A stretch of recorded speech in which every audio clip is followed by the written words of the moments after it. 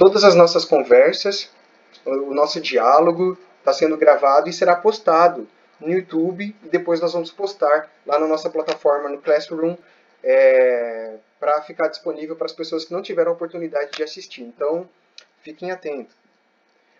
Ótimo.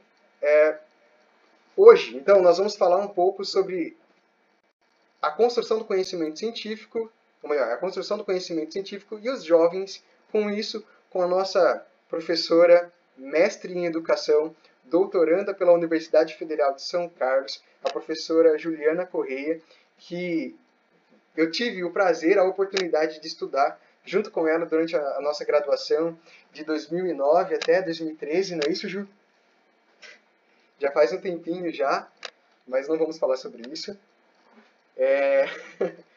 Então, gostaria muito de agradecer a presença da professora Juliana aqui na nossa aula. Aceitou logo de cara o convite, esse desafio, para falar com vocês, alunos. E gostaria de, mais uma vez, agradecer a presença de cada um de vocês aqui no nosso ambiente virtual, para que a gente consiga estreitar os nossos laços, para que a gente consiga se entender melhor e fazer com que vocês aprendam biologia, aprendam química, aprendam física, matemática. Então, nosso objetivo aqui é fazer com que vocês consigam se desenvolver cientificamente, usar o conhecimento científico para que vocês consigam aprender cada vez mais. Então, Ju, muito obrigado pela sua presença, muito obrigado mesmo por você estar aqui com a gente.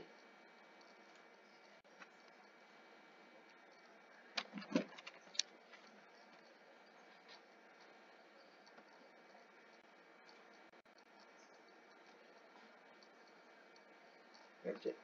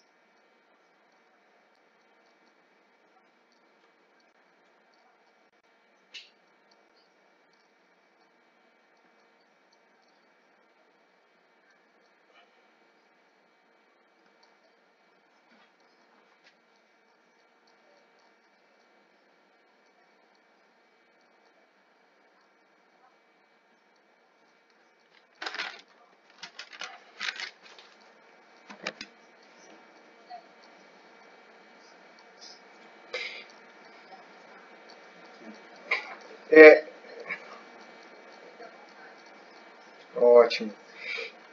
Então, alunos, é o seguinte, vocês podem perguntar para a professora Juliana, fazer uma pergunta para mim, ou para a professora Juliana, ou para qualquer outro professor que esteja aqui. Nós estamos abertos, então vocês podem ligar a câmera de vocês, podem ligar, quando vocês forem falar, ligar o microfone, para que vocês tenham uma interação maior com a gente, tá bom? Então não fiquem acanhados, ou vocês podem colocar a dúvida de vocês aqui no chat, tá bom? Utilizem o chat para vocês tirarem as dúvidas, para colaborar de forma efetiva na construção do conhecimento de vocês. Isso tudo foi pensado para vocês, especialmente para vocês, então fiquem atentos, tá bom? Lembrando mais uma vez que tudo está sendo gravado, tá bom? Então, Ju, ou melhor, professora Juliana,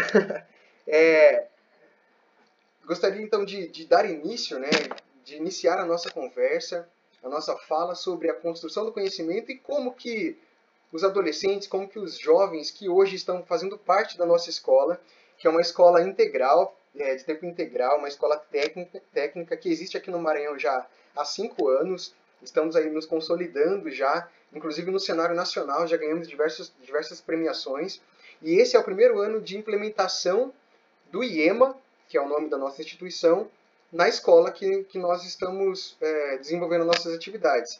Até o ano passado, nossa escola se chamava Sintra, e hoje houve essa alteração, essa mudança, e hoje nós nos chamamos IEMA Rio Anil. Tá? Então, nós estamos nos adaptando, tanto os professores quanto os alunos, a esse modelo. Travou aqui.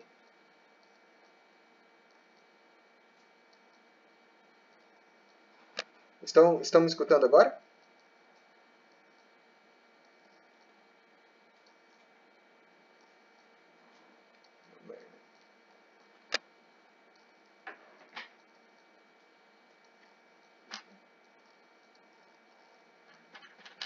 Eu vou sair e entrar.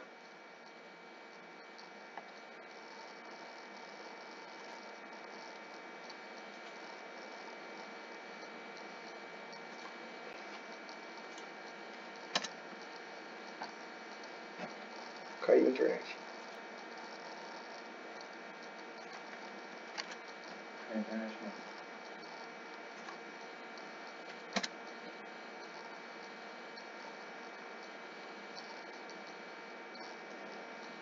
Tá merda, caiu mesmo.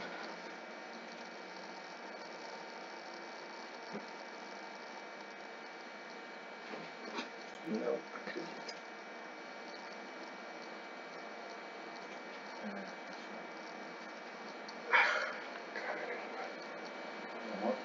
Oi? Vou usar o 3G para entrar de novo lá, se passar aqui pra nós.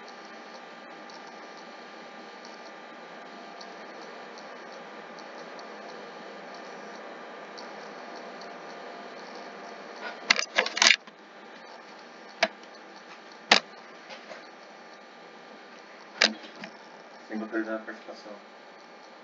Peraí.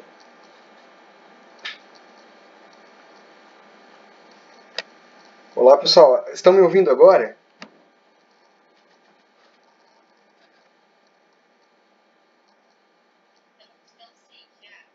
Ótimo, peraí, deixa eu só configurar aqui. Pronto. A minha internet caiu total, tô com 3G agora. Vamos ver se o meu plano vai aguentar. Tô pelo celular, enquanto a internet aqui não volta. Desculpa pessoal, desculpa Ju. Mas estão conseguindo ouvir bem? Ótimo. Então, eu até esqueci do que eu estava falando. Bom, então... Ah, ótimo, obrigado, professora. Então, só para contextualizar, né, nós estamos nos adaptando, tanto os professores quanto os alunos, nós estamos nos atualizando, nos aprendendo a lidar com a escola nesse formato integral, tá? Então, mais uma vez, Ju, muito obrigado e vamos dar início à nossa conversa. Vamos falar sobre ciência.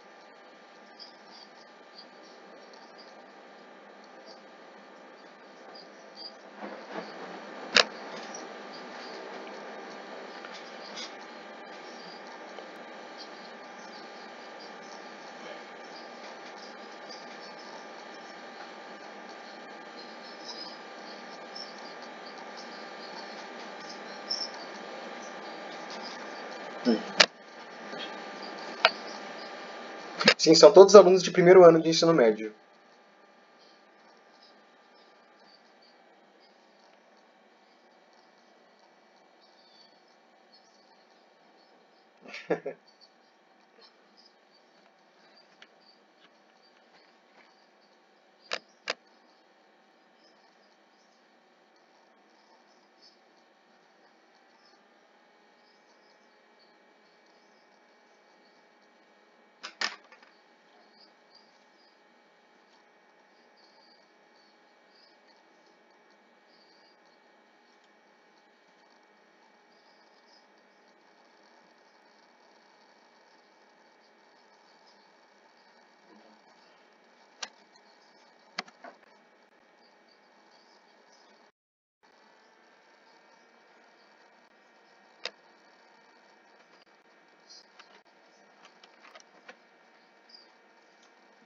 Né? Então, o que eu mais escuto é isso. Mas professora, né? As coisas já vêm tudo pronta, vocês não querem nos ouvir, ou então, se a professora ou o professor tivesse perguntado para a gente o que a gente queria, talvez tivesse mais fácil, enfim, várias demandas que justamente apontam essa questão do ouvir, né? Mas não é um ouvir aleatório, sabe? Sentar e ouvir, ficar ouvindo. Não, o jovem, ele tem uma forma particular de se expressar. Então, assim, né, caiu a conexão do professor Tiago, nós já vimos algumas expressões particulares, né? Então, da brincadeira, da descontração, um pouco da euforia. Então, são elementos que caracterizam os jovens. E esses elementos, eles não podem ser entendidos, no meu ponto de vista, como algo que seja de todo ruim, né? Como é que a gente faz? Como é que a gente canaliza essas características dos jovens para o aprender? Então, tudo isso é o que eu vim pensando aqui para montar esses slides aí para vocês. Eu vou compartilhar agora a minha tela, e aí eu vou conduzindo um pouco o que eu pensei para vocês para ir conversando. Vocês estão vendo aí, né? Sim, estamos vendo. Tá tranquilo. Sim. Só clica para mim, Ju, em ocultar. Lá embaixo tem uma mensagem. Boa. Clica em ocultar. Isso. Bom, então aí, vamos lá. Pensando nessa questão, então, né, do que eu estou falando, desse potencial de entender a juventude, e pensando a minha função aqui de entender o conhecimento científico, eu vou iniciar, por exemplo, perguntando para vocês, né, e aí sintam-se à vontade de inscrever, o professor Tiago vai me falando, ou até falar aqui para eu ouvir, né, eu queria que vocês pudessem me dizer desses nomes, desses conceitos que eu coloquei aí, se vocês sabem a definição, ou se vocês já ouviram falar, ou o quanto isso está na rotina de vocês. Então, podem escrever, alunos, vocês podem escrever, podem falar, abrir a câmera de vocês, abrir o microfone e conversar com a gente. Fiquem à vontade. Isso. A Jéssica Kaline disse que ela vivencia esses conceitos.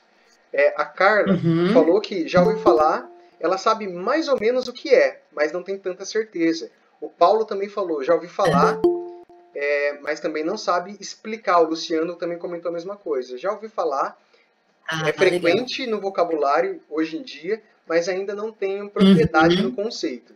Então a maior parte das pessoas estão se posicionando nesse sentido, que já ouviu falar, mas não sabe explicar com certeza a definição. Que ótimo. Bom, a ideia é justamente essa. Por que eu estou trazendo isso, né?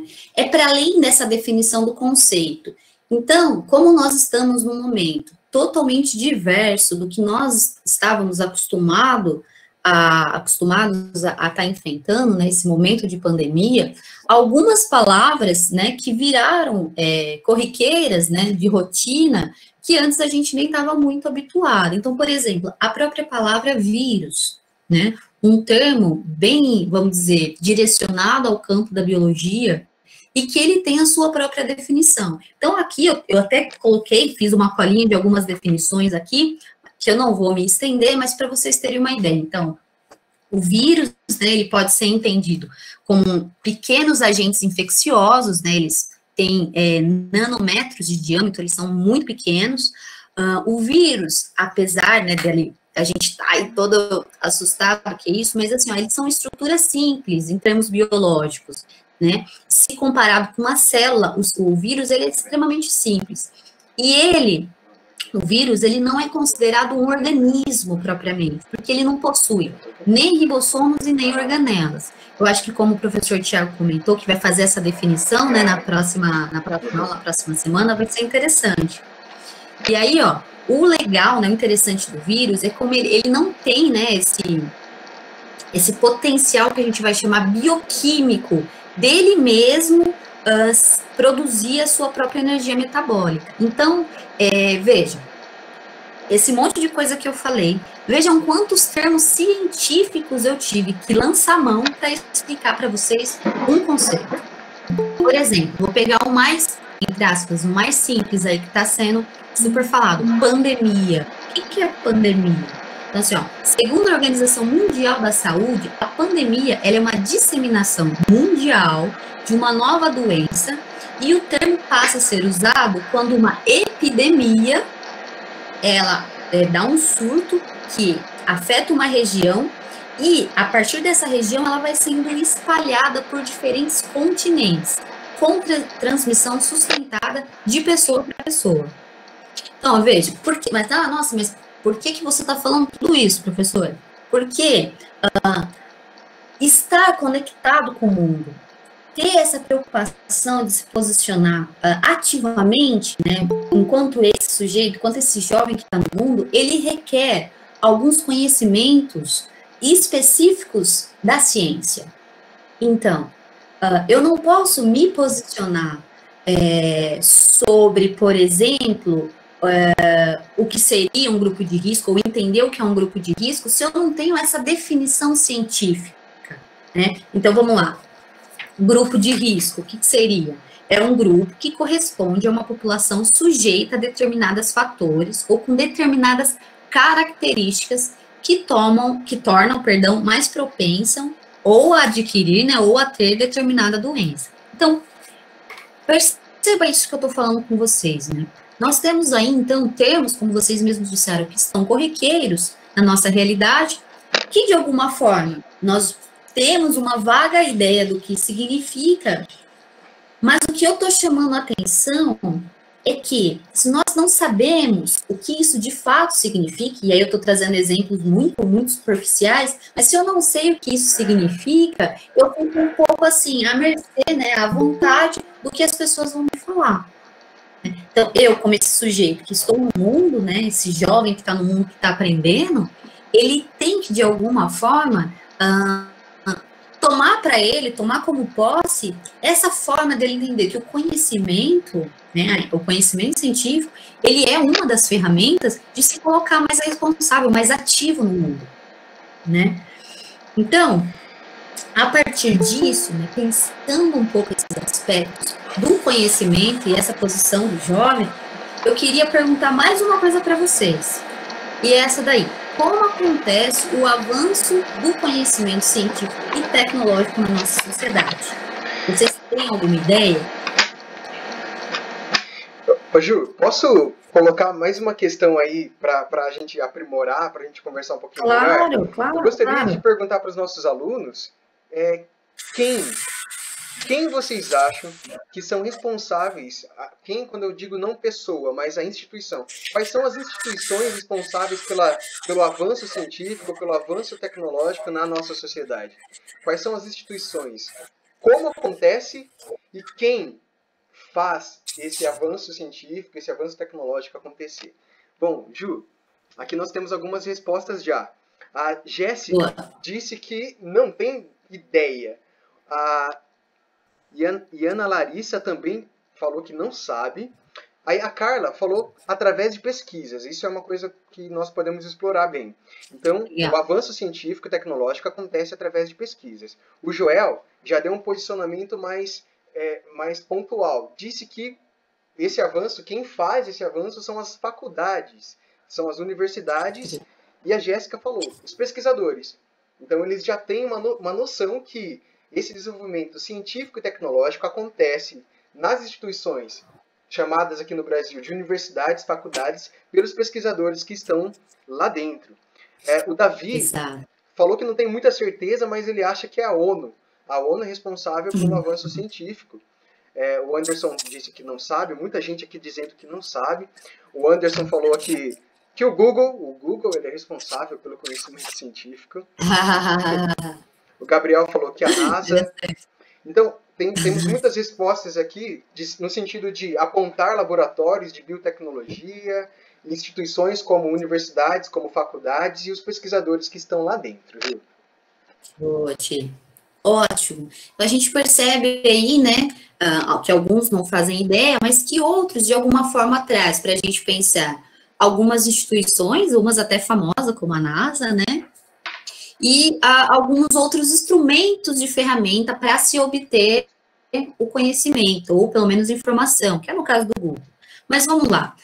Como é que acontece o avanço desse conhecimento científico e tecnológico na nossa sociedade? Bom, para eu responder isso para vocês, eu queria primeiro trazer uma reflexão, que eu fiquei pensando aqui para falar com vocês, né? Nós temos o avanço científico, né, tecnológico, aí ao longo do tempo, da história, isso vem acontecendo, sem dúvida alguma. No entanto, o momento que nós estamos vivenciando, né, vamos chamar que é um momento de crise, porque são momentos de instabilidade, que são coisas que mudam muito de uma hora para outra. Então, eu fiquei pensando que nesses momentos de crise, né, muitas vezes, né, esses momentos nos ajudam a pensar de forma mais rápida em soluções e saídas. E aí nós temos, vamos dizer assim, basicamente duas perspectivas, duas formas de olhar para o mundo nesses momentos difíceis. Que é aquela famosa frase, né, que tem gente que olha o copo meio cheio e tem gente que olha o copo meio vazio. Então, assim, é uma imagem que mostra que metade do copo tem água e a outra metade não tem. É como se fosse assim, a metade do copo com água fosse uma forma positiva de olhar para as coisas. Propositiva, eu proponho, eu vejo uma dificuldade, uma turbulência, e eu me coloco, para além de reclamar, né, eu me coloco numa forma mais propositiva, de arrumar soluções, saídas para sair daquilo. E uma outra forma de olhar é essa forma mais passiva, mais retraída, onde eu só vejo o problema e reclamo daquilo, e por ali mesmo eu fico. Então, pensando isso na realidade de vocês, em diversos momentos, né? Vocês são mais do que estar aprendendo conhecimento científico, está na casa de vocês, enfim, vocês são uma esfera de conhecimento, né? Então, pensar um pouco isso para a vida de vocês, né? De que maneira vocês olham para o mundo quando vocês percebem alguma crise? Então, na ciência não vai ser muito diferente, vamos dizer assim. Você tem um grupo bastante significativo de pessoas que vão olhar para esses momentos de crise numa forma positiva, numa forma de achar saídas e soluções. E aí, é pensando nisso que eu trouxe essa pergunta, né? Então, como que se dá esse avanço? Como se dá a construção desse conhecimento científico? E aí, vendo algumas coisas, lendo, e até vendo um vídeo muito interessante do professor Alberto Sá, de uma universidade aqui do interior de São Paulo, da Unicamp, uma universidade bastante prestigiada. Ele é professor de física, de química, enfim, e ele trabalha um pouco sobre essa questão da construção do conhecimento científico. E aí ele pergunta, né, o que difere uma teoria científica de qualquer outra especulação humana? E eu acrescentei, do que difere a teoria científica de uma opinião qualquer, né? Quando a gente percebe, a gente está num momento onde que todo mundo tem uma opinião, né? Sei lá, seja no Instagram, no Twitter, no WhatsApp, enfim. As pessoas sempre tiveram as suas opiniões. No entanto, agora ela se divulga, se propaga com muito mais facilidade, com muito mais rapidez. Então, o que difere o que eu entendo como teoria científica de uma opinião? E o que o professor vai explicar, que ele vai nos instruir, é justamente um método científico. Então, quando eu penso uma teoria científica, que pode ser que a priori fosse uma especulação minha, mas ela deixa de ser apenas uma mera especulação para ser uma teoria científica quando eu dou um sinal de identidade para ela. Esse sinal de identidade é um método científico. que é um pouco o que eu queria falar para vocês, para a gente entender um pouco desse processo, como se dá o avanço do conhecimento. E aí, essa teoria científica, ou vamos dizer assim, essa especulação que vai trazer essa identidade aí de método científico, a priori, de primeira, assim, de cara, a gente tem que entender que a teoria científica, o princípio dela é que ela deve poder estar errada. Percebam, eu até fiquei pensando, né, uma forma de dar um exemplo, mas sabe o famoso senso comum, né? Então, sei lá, olha, se você tomar, manga com leite, faz mal. Então, assim, como é que essa afirmação deixa de ser uma especulação e passa a ser uma teoria científica, se assim podemos dizer, né? Então, porque essa pergunta, a priori, ela deve ou ela pode estar errada. Agora, eu vou seguir aí um método científico, uma forma de entender essa pergunta para verificar ela, para entender ela, e ela pode, né, ser descartável, né, falseável. E é isso que distingue esse pensamento, essa forma de entender o mundo, de outros conhecimentos. Então, nós temos aí, por exemplo, o conhecimento religioso, o pensamento do conhecimento do senso comum, nós temos o pensamento filosófico, né? Mas, no entanto, o que vai diferenciar esses conhecimentos do conhecimento científico é essa identidade aí que eu estou falando para vocês, né? Que o professor muito bem explicou. Ele falou dessa identidade aí, então, científica. Então, vejam. Então, voltando à minha pergunta, né? Como é que se dá essa construção, o avanço? Então, o avanço do conhecimento científico, ele se dá descartando-se as teorias que estão erradas. Então, você tem um conjunto de teorias, e aí, quando você descarta elas estando erradas, então você vai avançando com o conhecimento. Oi, você pode falar. Então, aqui no nosso chat já surgiu aqui algumas demandas, né? Alguns alunos colocaram, precisamos achar uma vacina, uma cura para a Covid-19. E aí já apareceram aqui no nosso diálogo aqui muitas ideias, e algumas delas que vai justamente nesse sentido, de desconstruir o senso comum. A ideia de um dos alunos aqui, por mais bizarra que pareça, mas serve como exemplo. Se, para eliminar o coronavírus, para se eliminar o vírus, se indica passar álcool em gel, se indica lavar as mãos, então se eu usar um sabão, eu vou ficar livre? Se eu ingerir um sabão, eu vou ficar livre disso? Já apareceu aqui na nossa conversa, né? E é justamente esse tipo de exemplo que a professora Juliana agora está desconstruindo. Nós vamos utilizar um método que nós chamamos do método científico para falsear, para tentar justificar o porquê sim ou o porquê não de tal afirmação. É dessa forma que se constrói conhecimento científico. E o que nós estamos aqui fazendo é consolidando a forma como esse método científico é construído e a importância desse método para a construção do conhecimento. Não somente conhecimento científico, mas estruturar a formulação de hipóteses, confirmação de hipóteses, testes. Então, o método científico ele vem justamente para que as pessoas saiam do senso comum, superem aquilo que é imposto como senso comum e consiga fazer abstrações mais aprimoradas. Então, o método científico é uma ferramenta que a ciência usa para poder superar aquilo que está estabelecido como senso comum, para superar ou para aprimorar ou para validar. Então, nós vamos fazer uso do método científico para construir o conhecimento. Seria isso, professora? Isso, vai por esse caminho mesmo. Acho que essa pergunta que foi feita pelo estudante, né, essa forma de pensar é interessante, porque, veja, é um pouco isso que vai caracterizando o que a gente vai entendendo de conhecimento científico, né? Então, eu tenho uma pergunta, né, o que a gente vai, uma pergunta, uma problemática, alguma coisa, que ela deve ser, de alguma forma, falseada, ou ela deve ser repensada, de modo que ela concorda com essa afirmação que eu tive, ou ela não concorda. Então, como é que isso se dá?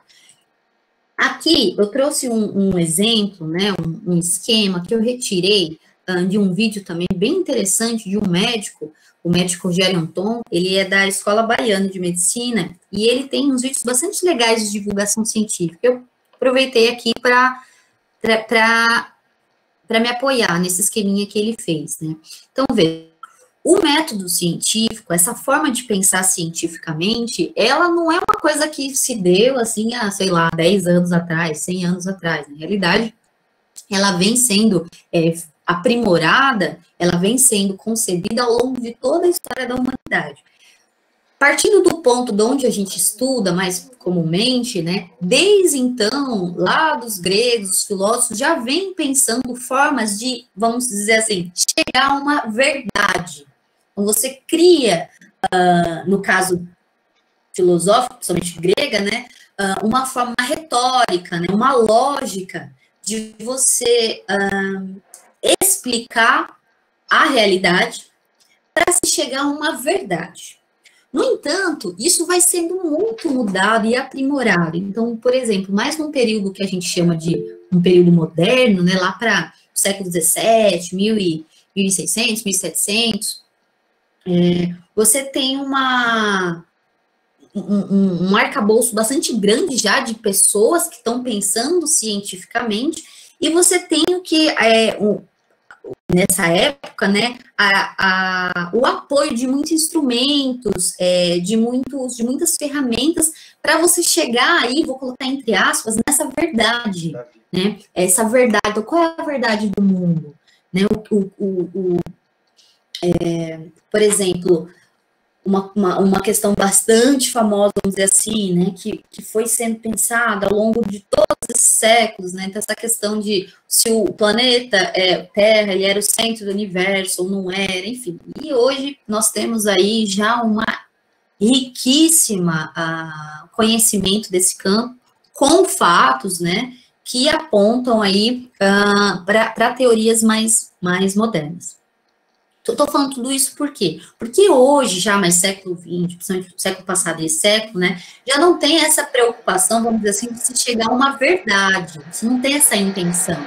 Vamos descobrir uma verdade. Até porque, depois de se muito discutir, né, filosoficamente, né, epistemologicamente, ou seja, depois de muitos pensadores refletirem sobre isso, eles chegam a uma, vamos dizer, ligeira conclusão de que toda verdade, ela é de alguma forma transitória. Então, o que é verdade hoje, pode ser que não seja uma verdade amanhã. Então, aquela afirmação que se coloca hoje, pode ser que amanhã ela não seja mais. Por exemplo, bem prático do que nós vivenciamos. No início da pandemia, né, antes mesmo de chegar aqui no Brasil, em dezembro do ano passado, comecinho do ano, tinha-se uma ideia de que o uso de máscaras, ela não era tão indicada, porque ao passo que você respira, que você fala, você umidificava aquele tecido que cobriria, né, e aquilo poderia acumular, mais ainda, se você tivesse com vírus, acumular nessa região, né, nessa máscara, e isso ser um potencial de disseminação. No entanto, e aí essa questão da máscara não era tão pensada. No entanto, né, com as novas pesquisas e as coisas foram caminhando, hoje já se tem uma opinião contrária, de que é fundamental o uso de máscara. Então, se você vai sair, se você não pode ficar na sua casa, se você tem que sair para trabalhar, o uso de máscara, por exemplo, aqui na cidade de São Carlos, em São Paulo, ela é obrigatória. Né? Se eu tiver em qualquer comércio, se eu estiver andando numa praça pública, na calçada, eu não tiver de máscara, eu posso ser multada, ela é obrigatória. Professora, você tem, então, uma mudança disso. Posso fazer uma intervenção aqui? Tem uma aluna, aluna Jéssica, ela comentou, que vai muito nesse sentido que você está falando agora. Ela comentou, se é possível uma pessoa que já pegou corona pegar de novo, desenvolver de novo. Isso é um assunto bastante polêmico, porque existem estudos que hoje estão comprovando de que é possível sim a pessoa novamente desenvolver a Covid. Porque não existe uma família de vírus somente que faz parte da Covid-19. Na verdade, é um conjunto. Existem agrupamentos de vírus que têm um funcionamento um pouco diferente. Então, se ela pegou um tipo de vírus, uma variante, daqui a um tempo ela pode ter contato com uma outra e desenvolver os mesmos sintomas. Então, isso, lá para abril, isso já não era uma certeza. Isso não que seja uma certeza hoje, mas a ideia que se tinha naquele tempo era, se você pegou a Covid-19, você vai desenvolver a imunização. Com o tempo, novos estudos foram sendo desenvolvidos e já verificou-se, então, que sim, é possível a pessoa desenvolver, pegar o vírus novamente e desenvolver os sintomas. Então, as pessoas começaram a ficar alerta novamente. A probabilidade, obviamente, que diminui, mas pode acontecer. Isso é mais um exemplo de que a ciência ela não está preocupada em desenvolver verdades, mas o conhecimento que é produzido é algo que é construído, é maleável. O que é verdade hoje, o que é dito como verdade, amanhã pode não ser. E essa é a graça da ciência. É diferente dos conhecimentos, do conhecimento que a professora Juliana comentou agora há pouco, do conhecimento religioso, que é um tipo de conhecimento, só que ele é dogmático, ele tem verdades estabelecidas. A ciência ela não luta por verdades. Ela constrói conhecimento apoiada em hipóteses, apoiada em experimentos, apoiada na observação, apoiada na teoria, ou seja, fazendo uso do método científico. Exatamente, acho que essa é um ponto interessante, né, ter essa pergunta. Então, imaginemos que essa pergunta, né, então, pessoas que já tiveram, né, a doença, que já tiveram Covid, elas podem pegar novamente? Imaginamos que essa pergunta tenha surgido a partir de uma observação que eu fiz da minha realidade. Então, teve um vizinho aqui que pegou Covid, ele melhorou, daí ele pegou de novo. Aí eu me pergunto, aqui, ó, seguindo essa setinha aqui, né, de observar para o sentido direito. Então, eu me pergunto, é possível pegar de novo? Eu tenho esse questionamento. Eu crio essas hipóteses. E essas hipóteses, elas podem fazer algumas previsões do tipo, sim, você pode pegar de novo, ou do tipo, não, você não pode pegar de novo, e aí é uma dúvida, você coloca isso em questionamento, e você desenvolve, então, vamos dizer assim, você experimenta aquilo, você desenvolve aí formas de experimentar se aquilo é verdadeiro, vamos dizer assim, ou falso, né, se aquilo coincide com a afirmação, ou se ela se afasta daquela afirmação, e aí você pode voltar para essa hipótese a partir do seu experimento, você pode revisar o que você perguntou, você pode descartar o que você perguntou, você pode reafirmar. Então, digamos que eu tenho essa hipótese, então as pessoas sim podem pegar, eu crio um experimento que ele reforça isso, e a partir de eu reforçar isso do meu experimento, eu faço o quê? Eu acumulo evidências científicas, né? Isso acho que é uma questão importante. Então, acumulando isso, e é um pouco isso que a gente vai avançando no conhecimento científico, eu vou acumulando essas evidências que vão colaborando, ou como a gente fala, né, vão corroborando para fomentar, né, para aumentar teorias. Então, as minhas teorias, elas fomentam as minhas observações no mundo. A minha observação no mundo, ela me coloca questões, né, e assim sucessivamente. Então, uma outra coisa importante que, às vezes, a gente é educado, nos livros tem uma forma de colocar o conhecimento científico como se necessariamente ele devesse seguir assim. Eu paro, observo o mundo, eu crio hipótese, faço experimento, aí eu amono a teoria, depois observo. Não. Eu posso criar, né, eu posso entender, avançar no conhecimento científico em qualquer momento, a partir das teorias. Então, eu tenho uma teoria, essa teoria me ajuda a olhar o mundo, a partir de experimento. Vamos supor que, sei lá, o professor Tiago leve vocês, né, se fosse num outro contexto, pudesse levar vocês para um laboratório, e a partir de atividades experimentais, vocês replicando um experimento, vocês perceberiam como aquilo corrobora para uma teoria, aí fazem com que vocês comecem a observar o mundo, e aí vocês começam a pensar em outra coisa, e por aí sucessivamente. Um pouco para vocês entenderem, lógico, é uma forma muito resumida, né, e tem várias críticas, né, de como é entendido esse conhecimento científico, que não é tão novo, esse modelo básico aqui, né, tem aí pelo menos uns 3 séculos, né, 4 séculos, mas é que você tem uma forma básica de entender de que forma que se dá esse método científico. E mais do que isso, essa construção, ela não se dá de forma linear, como eu estou falando, né, esse círculo certinho, e nem se dá por uma pessoa. Vejam quantos hominhos tem aí, né? Essas figuras representando, são várias pessoas, então que elas vão estar questionando, revisando, que são perguntas como essas que vocês estão fazendo, né? Que podem parecer banais, mas quando elas se apresentam num contexto de método científico, elas necessariamente devem seguir esse caminho para que isso seja ou validado, ou descartado, ou questionado, né? Que é isso um pouco que a gente vai falar também, já adiantaram aí, mas que a gente vai pensar um pouco sobre essa questão da corrida das vacinas, porque que essa polêmica, vamos dizer assim, no sentido das dificuldades, da complexidade que tem esse tema. Então, rapidamente, só para... Tem uma questão aqui da Miriam, que é bastante pertinente no slide anterior. Ela disse assim, ó, é possível uma teoria que já foi muito analisada, que já foi muito estudada, é possível uma teoria estar errada dentro do método científico? Isso é possível? Ela questionou. Eu acho que, assim, ó, a possibilidade disso estar errada é o que faz ela ser científica, né? Como a gente vem colocando. Agora, se é uma teoria, por exemplo, né, falando aí da biologia, né, a teoria da evolução, nós temos evidências que colaboram, né, que corroboram para uma teoria evolutiva, mas não são todos os aspectos que tem dentro, né, que contemplam essa teoria maior da teoria da evolução, que tem evidências científicas. É por isso que ela não é, vamos dizer assim, uma verdade absoluta.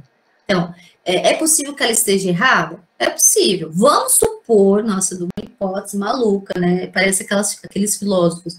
Mas vamos supor, a gente tem uma certeza, como se brinca, né? A gente tem uma certeza que todo dia o sol nasce, todo dia o sol se põe. Isso a gente entende como uma verdade filosófica. Mas vamos supor que amanhã isso não aconteça. Então, todas as teorias e as evidências que aconteceram até então podem estar erradas, né? De forma hipotética. De forma... Um outro exemplo que nós podemos usar é justamente a ideia da posição do planeta Terra no universo. Durante muito tempo, durante 4 séculos, a ciência afirmava que a Terra era o centro do universo. E aquilo estava tudo bem com a ciência, todo mundo acreditava naquilo. E depois de alguns estudos, observou-se que não, calma aí, não é o centro, a Terra não é o centro do universo, existem complexidades na formação do universo que não nos leva a ser o centro. E isso foi derrubado. Mas que durante muito tempo, essa era a teoria validada pela ciência e validada pela sociedade. Mas que num determinado momento histórico da nossa sociedade, isso foi desconstruído através do quê? Através do método científico. Então, precisou uma pessoa observar, pesquisar, ter uma hipótese, elaborar experimentos para comprovar a validação daquela teoria que ele elaborou. Na verdade, não somente uma pessoa, como a professora Juliana colocou, não somente uma pessoa, mas um conjunto de cientistas, um conjunto de pessoas que façam com que esse avanço científico e tecnológico aconteça. E que, se vocês, alunos, hoje, conseguem compreender um pouco melhor como acontece a construção do conhecimento científico, vocês vão conseguir se posicionar no mundo de uma forma muito mais sustentável, de uma forma muito mais atuante, de uma forma que uma palavra que nós falamos muito na nossa escola, de uma forma em que você consiga ser protagonista da sua própria história.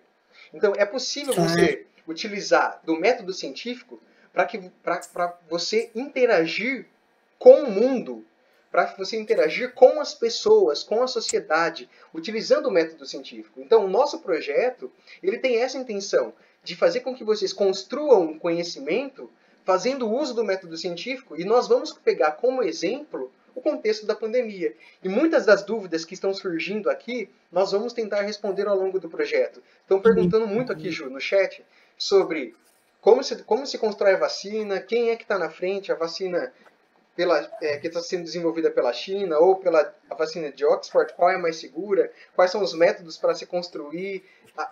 O Vitor Pellegrini fez um posicionamento muito interessante, a questão do financiamento da pesquisa, Ju.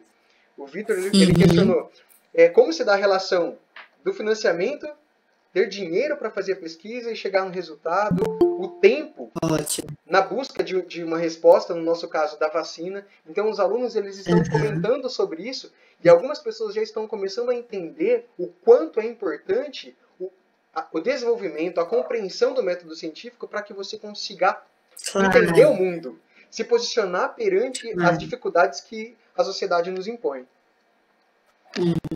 Isso, exatamente, né? Eu tô, assim, de alguma forma, me estendendo nesse aspecto, porque o que eu quero frisar porque é a partir dessa compreensão de como se dá essa construção do conhecimento científico, é que a gente vai entender, por exemplo, algumas problemáticas que já estão sendo apontadas aí, né? Então, como eu falei, essa coisa da hipótese, né? Então, é uma proposta, né, de explicação sobre alguma coisa e que ela precisa ser falseada.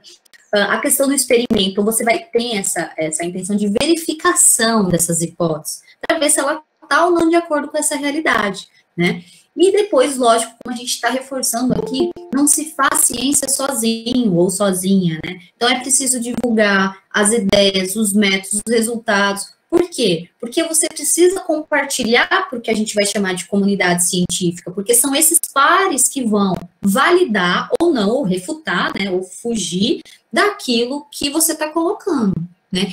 E aí eu já aproveito para pensar uma coisa, né, uma coisa bem polêmica, que está sendo bastante dita em relação às vacinas, sobre essa questão da vacina russa, né, que está aí, que está sendo colocada, que você tem uma preocupação em termos de comunidade científica sobre a divulgação dos métodos utilizados, dos próprios resultados, né? Então, mais para frente, eu vou colocar um pouco rapidamente, a complexidade que se dá às etapas das vacinas, né?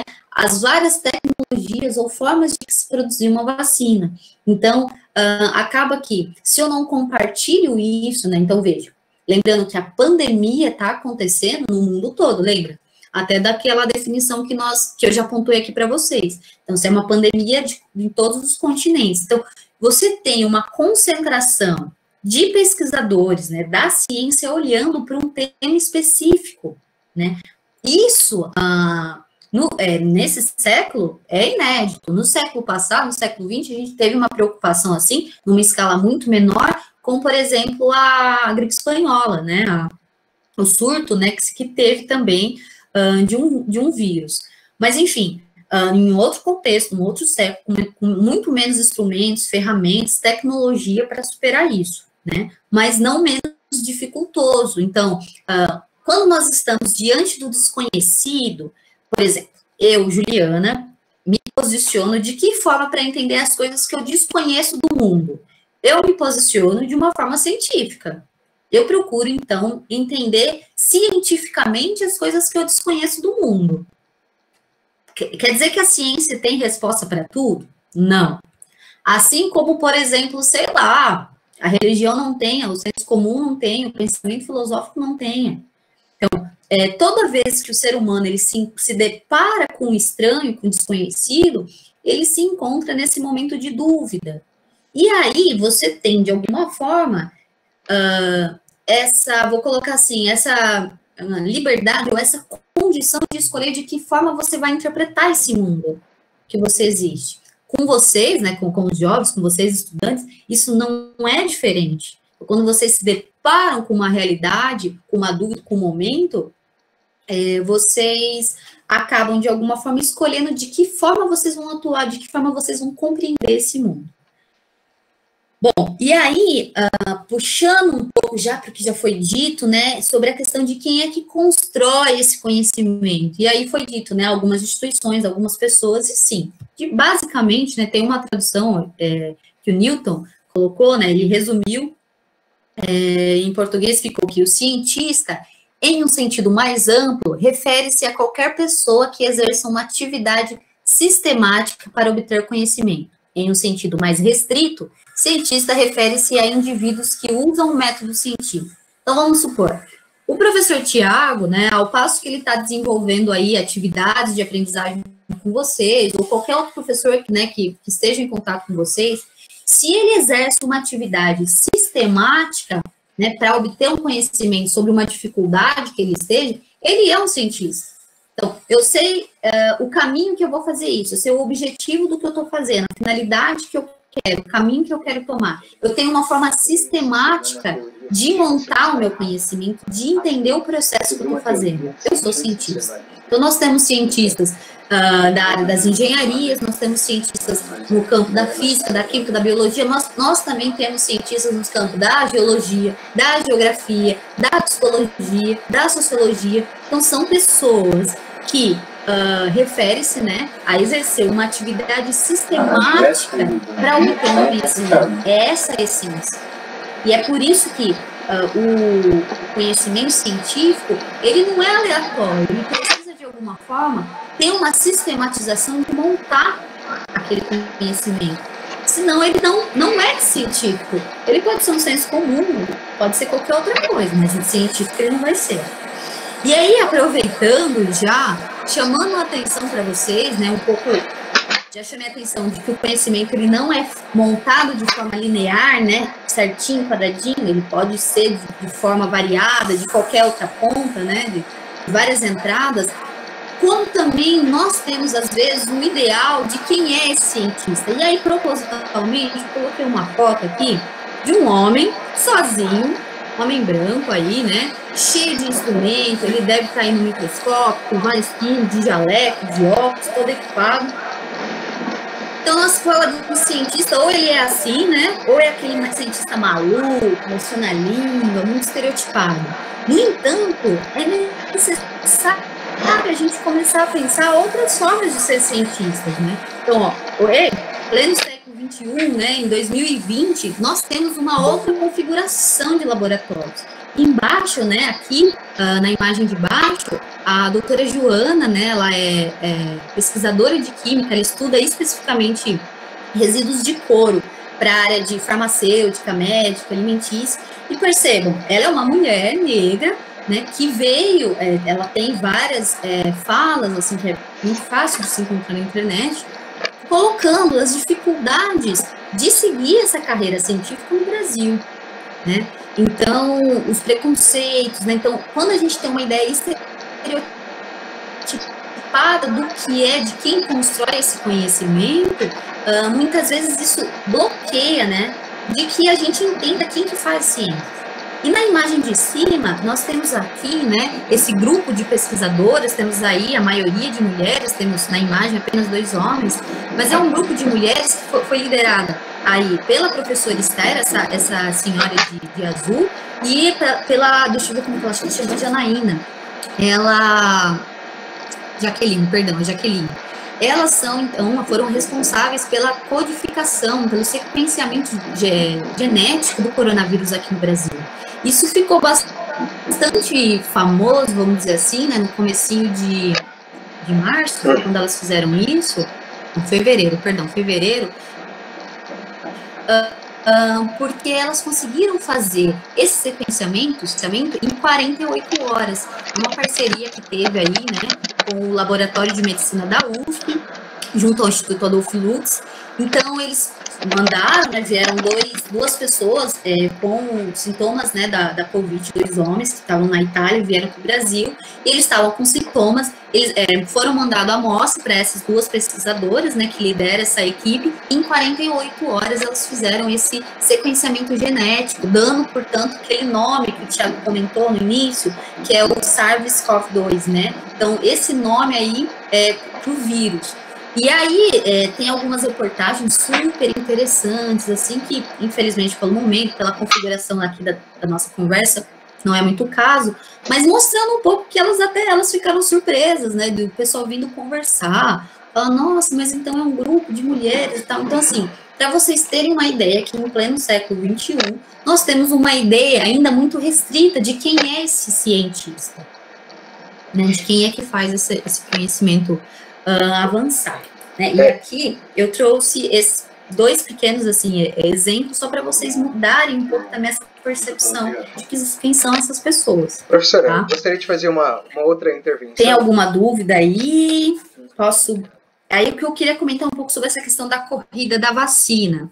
Professora, quer trazer alguma dúvida? Eu gostaria de fazer mais uma intervenção sobre essa identificação de quem é que faz ciência, né? Qual é o perfil do cientista, né? Na verdade, eu gostaria de deixar muito claro para os nossos alunos e para as pessoas que estão aqui participando do nosso encontro que não existe um perfil. Na verdade, como a Ju apresentou a citação do Isaac Newton, se você faz uso do método científico, sim, você é um cientista. Tá? Eu tenho um projeto, professora, que eu desenvolvo todos os anos, que eu denomino como Jovens Cientistas, que nós levamos experimentos científicos para as comunidades de baixo IDH daqui do Maranhão. Então, eu junto uma equipe de alunos, escolho, né, esses alunos que vão participar do projeto, e nós vamos fazer experimentos e levar para as comunidades, para as cidades de baixo IDH daqui do Maranhão. A gente roda o Maranhão. Então, isso é uma forma de mostrar que nós, escola, nós, instituição, escola, vocês alunos, nós professores, nós também fazemos ciência porque nós estamos utilizando do método científico para divulgar, para aprender, para ensinar ciência. Tá bom? Então, eu acho que é muito importante nós, vocês como alunos, nós como professores, nos colocarmos, nos entendermos como também sujeitos, participantes desse processo de construção do conhecimento, através do método científico.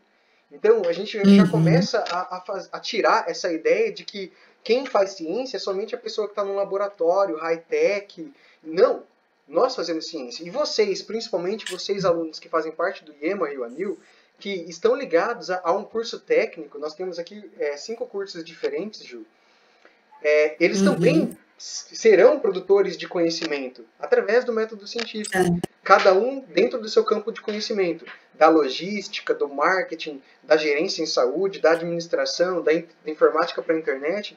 Então são diferentes formas de construir e de se relacionar com o conhecimento. Mas é importante desde já se entender como sujeitos produtores do conhecimento científico e que fazem uso do método científico principalmente. Ótimo, eu acho que é essa a ideia, né? Então, é lógico, eu estou colocando isso de forma um pouco assim, padronizada, vamos dizer, para uma apresentação, mas é bem isso, é para que vocês também vá desenvolvendo essa noção, né? Por isso a ideia de apresentar o que o método científico e depois quem são essas pessoas, o que ela constrói, tá? E aí, acho que puxando um pouco para esse contexto que a gente está, né?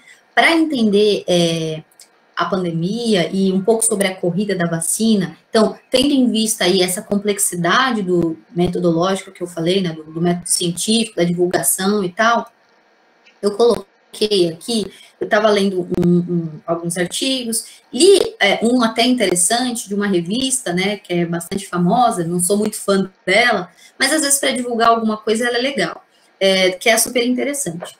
É lógico que a gente tem que ficar um pouco com cuidado do que muitas vezes essas revistas trazem, né, porque nem sempre elas têm um comprometimento com a verdade.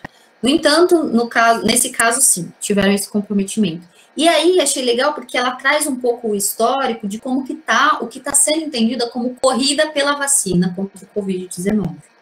E aí, bem superficial, eu acho que ao longo aí da atividade que está sendo proposta para vocês vão ter mais oportunidade de estar discutindo isso, mas só para dar assim, uma introdução da complexidade que é da criação da vacina e do tempo que se leva, a vacina até hoje feita, né, mais rápida, foi a vacina da cachumba, e foram 4 anos para ela ser desenvolvida.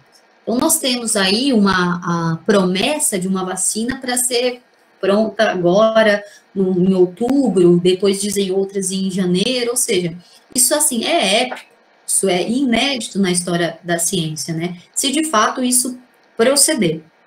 No entanto, em termos científicos de complexidade tecnológica da fabricação, eu vou resumidamente pontuar para vocês por que isso acaba sendo de tamanha repercussão. Então, Dos tipos de vacina hoje, né, que são realizadas, que são feitas, são 6 tipos. Temos a de DNA, de proteínas, de vetores virais, vírus atenuados e de vírus mortos. Então, ó, eu vou trazer um resuminho rápido e vou colocar entre parênteses na frente quais são os países que estão lançando mão dessa tecnologia. Então, por exemplo, e isso muda, viu, gente? Eu peguei isso aqui, isso pode ser que isso mude, como a gente está falando. Tá? É muito dinâmico essa realidade aí que a gente está vivenciando. Então, assim, o que eu estou falando agora pode ser que amanhã ou semana que vem já seja uma outra história. No entanto, nós temos aí países como a Alemanha, a Bélgica, os Estados Unidos, que estão trabalhando junto, mas às vezes uns países estão trabalhando separados, mas enfim, estão trabalhando em cima do tipo da vacina de RNA. E como que é? Basicamente, uma vacina de RNA, ela é feita com um pedaço do código genético do vírus. Né? No caso, o RNA mensageiro, que aí ele é chamado de mRNA. E esse pedaço, né, ele tem a intenção do quê? De codificar uma proteína que chama, acho que é spike que fala. Esse spike, essa proteína, ela seria o que eles estão entendendo como essa arma aí contra o vírus, né, o SARS-CoV-2. Então, essa proteína, ela é a arma desse vírus para quando ela vai invadir as células humanas. Então, isso é uma forma de entender que um tipo de vacina. Uma outra é de DNA sintético, né? E quem está à frente de pensar esse tipo de vacina é os Estados Unidos. E aí, gente, os Estados Unidos, às vezes é uma instituição privada com uma instituição pública, às vezes é uma empresa farmacológica, enfim. Eu não trouxe todos esses detalhes porque ia ficar extenso e não é esse o objetivo que eu quero aqui para vocês, apenas apresentar a complexidade de cada técnica, né, utilizada para cada uma. Então, essa do DNA sintético, ele é composto por genes montados em laboratório, e aí eles vão induzir essas células a produzir essa proteína aí, que eu já destaquei, né, essa proteína chamada spike do novo coronavírus. Ela é um outro tipo. Depois nós temos um tipo de vacina que é de proteínas.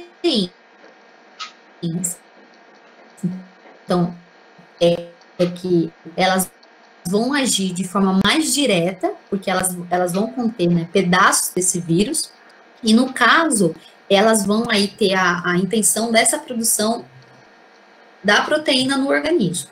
A França, a Inglaterra, a China, os Estados Unidos e o Brasil. No caso aqui, né, o Brasil, Instituto de Coração e o Hospital da Clínica da USP, ela está em parceria com a Inglaterra, tá? Então, assim, por exemplo, o Brasil, ele não está à frente de nenhuma corrida da vacina sozinha, está sempre apoiado com algum outro país ou com alguma outra instituição internacional.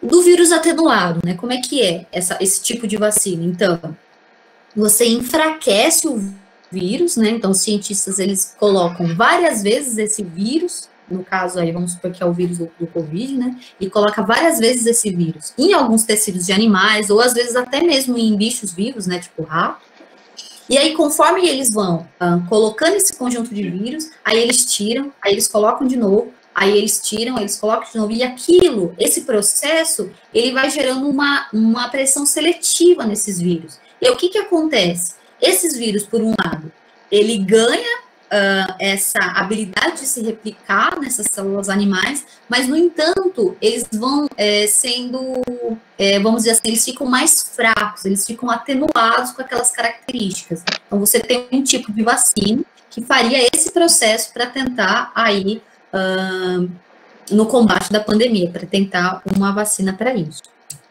E o vírus morto, né, que é vamos dizer assim, uma estratégia mais seguras, entre aspas, né? Então, você faria o quê, né? Uma vacina que pega esses vírus mortos, né? Esse vírus inofensível, e você modifica ele geneticamente. E aí ele produziria essa proteína e você colocaria, então, no corpo, né? Para ele interagir. Então, quando você toma essa vacina, né? Esse vírus, ele penetra, então, nas suas células, levando essa proteína, e aí, isso dentro da célula criaria, então, essa defesa contra essa doença. Então, quem que está à frente disso? os Estados Unidos, também a Inglaterra e o Brasil. E aí, o Brasil, né, na Fundação Oswaldo Cruz, está em parceria também com a Inglaterra.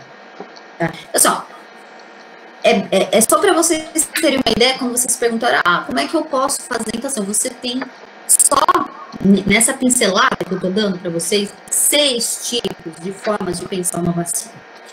E aí, tem um quadro aqui, que eu tirei também dessa revista que eu achei legal, que é um pouco o que eles estão chamando das etapas, né? Então, é quase como se nós estivéssemos aqui no estágio 3. Mas, basicamente, nós temos, primeiro, o que é a etapa 1, que seria essa pesquisa básica, que seria, então, esse entendimento do que seria o vírus. Aí, por exemplo, como essa equipe que eu mostrei para vocês, a Jaqueline, da Esther, então, todo esse processo de entender, codificar o genoma e tal, então você tem uma compreensão disso, e aí isso, por exemplo, poderia levar em média de 2 a 4 anos. Então, essa etapa A1, ela basicamente foi pulada nesse contexto que nós estamos. Tamanha a necessidade e a velocidade, né, o empenho dos cientistas para isso.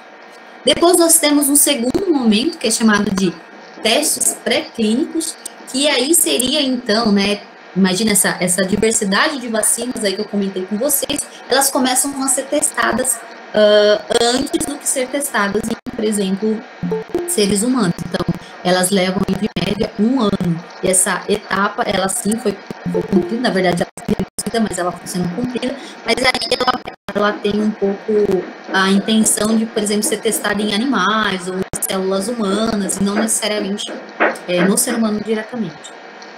E o estágio atual, vamos dizer assim, até onde nós sabemos, né, que seriam os testes clínicos, então que a vacina ela é aplicada em voluntário. Então você tem já, por exemplo, na China, nos Estados Unidos, uma gama de pessoas voluntárias em que é aplicado essas vacinas que estão sendo produzidas aí das diferentes tecnologias, né, para, a partir disso, você ir acompanhando para ver no que sucede, né? Para você avaliar se ela é segura, se ela é eficaz, se ela traz uma boa resposta imunológica e por aí vai. No entanto, depois da fase 3, nós temos uns aspectos, vamos dizer assim, que ele não é tão científico em termos clínicos, mas ele é igualmente importante, que seria a aprovação, né, dessa vacina, vamos dizer assim. E aí ela é um pouco mais rápida, ela geraria de 6 a 10 meses, mas mesmo assim ela é importante, porque daí você tem que passar por agências reguladoras, você tem que passar por comitês de éticas, né?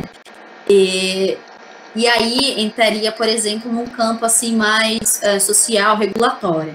E no final, a fabricação, que seria em termos mais técnicos, né? Então, os laboratórios que vão produzir a matéria-prima utilizada, que também daí, vamos dizer, seria o período até menor, né, que seria de 6 a 36 meses, em média, tá, gente? É só para vocês terem uma ideia. Então, veja, de tudo isso, né, que a gente veio falando, então, para vocês entenderem quão complexo é essa questão de você produzir uma vacina em tão pouco tempo. Você está tendo uma corrida internacional, né, de várias instituições, de várias universidades, de vários pesquisadores, na intenção de uma finalidade aí desse enfrentamento mais direto, né. Isso pensando em termos da vacina, mas também nós temos os medicamentos, que aí é uma conversa ainda igualmente complexa, igualmente importante, talvez até com o pessoal da química, né, quando os professores tiverem aí essa oportunidade de estar fazendo essa conversa com vocês, possam estar colocando um pouco também dos desafios, né, dessa matéria-prima, de se fazer, das combinações, enfim, e aí serviria mais para o tratamento da doença, né? Então, um pouco aí, só para pincelar e para vocês terem ideia dessa complexidade. Ô Ju, deixa eu só fazer mais uma intervenção. É muito interessante pensar que nessa corrida em busca da vacina, nós já temos aí alguns países que já apresentaram uma proposta de vacina, como, por exemplo, a Rússia, que anunciou essa semana já a fabricação, inclusive, da vacina. Porém, isso causou um susto muito grande em toda a comunidade científica, justamente por não obedecer, pelo menos não foi divulgado, né, todos os critérios que são estabelecidos na criação, no desenvolvimento de uma vacina. Então, a comunidade não vê com bons olhos quando um laboratório, ou um país, ou uma instituição não consegue seguir à risca o que foi proposto como um protocolo. Ou seja, ele fugiu, pelo menos a priori, né, o entendimento que nós temos é que está fugindo desse rigor científico. E aí a comunidade científica ela começa a desconfiar. Não estamos dizendo aqui que a Rússia, os pesquisadores da Rússia, não estão colaborando, não é isso. Mas que, de certa forma, não está no padrão do que é se esperado, no protocolo do que é se esperado na produção da vacina. Isso, exato. Porque é um pouco isso que a gente vem conversando, acho que eu até citei sobre a questão da Rússia, porque assim, tudo bem, né, que eles falam, não, mas nós seguimos o método científico. No entanto, o que eu coloquei lá no final que a gente destacou é que você não se faz isso sozinho. Então, se você não compartilha resultados, se você não divulga a forma como aquilo é feito e dá oportunidade para uma replicação, ou seja, para verificar se aquilo que você está falando cientificamente, ela procede, então é de se desconfiar. Porque é isso que a gente vem comentando, né? Não é porque eu digo que eu faço isso que ela é. Não, eu tenho protocolos, eu tenho uma responsabilidade científica e ética disso. Então, existe essa preocupação da comunidade científica em relação a isso, a essa questão da vacina russa, né?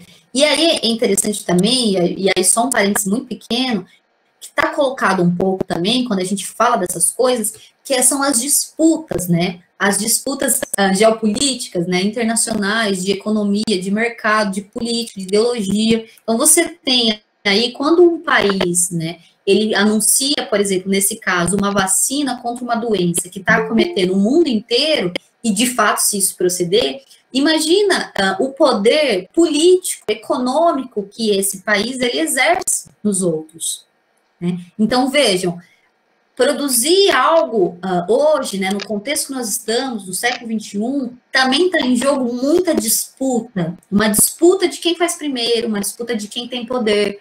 Então, essas coisas, né, que é importante também que o jovem ele tenha uma compreensão disso. Que ele não tenha, vamos dizer assim, uma visão inocente do conhecimento científico, né? Então, aquele figura que pode estar ou não no laboratório lá, mas é como se ele só faz ciência e ele é neutro nisso. Não. Né? É impossível uma neutralidade, especificamente na ciência.